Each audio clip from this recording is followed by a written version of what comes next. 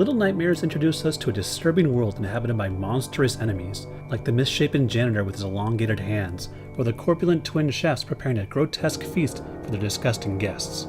Following a hands-on encounter with the first adversary in Little Nightmares 2, I'm happy to say the sequel is proving to be just as unnerving. This particular tale puts you in control of Mono, a diminutive figure who adorns his head with a paper bag and an oddly cute fashion statement.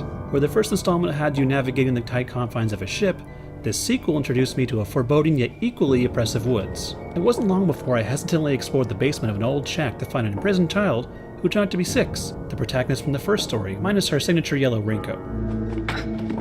True to its predecessor, Little Nightmares 2 will have you navigating the side-scrolling world and interacting with often oversized environments to overcome obstacles, uncover paths, and dodge traps, or worse.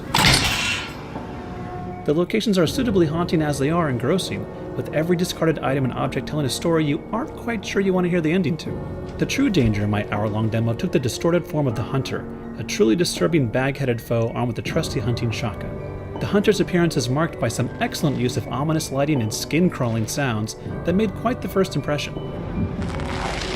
Unlike some of the enemies in the first Little Nightmares, surviving this encounter wasn't about staying out of reach, it was about avoiding detection and scrambling for cover when the former failed. Escaping the demented Elmer Fudd may not have been overly difficult, but it did provide several tense moments of cat and mouse.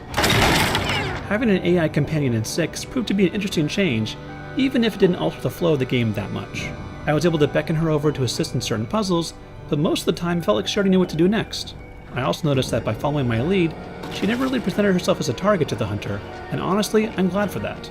Nothing turns horror into frustration like an AI partner that's more trouble than they're worth, but I do hope that 6 gets more chances to prove herself. My time in the forest of Little Nightmares 2 felt well paced with the right amount of tension that never dragged on for too long. The demo reached its end just outside the towering structures of a city that looked as though it had sprang out of a deranged children's book. I can only excitedly guess at what fresh horrors I'll find waiting within when Little Nightmares 2 releases on PC and consoles later this year.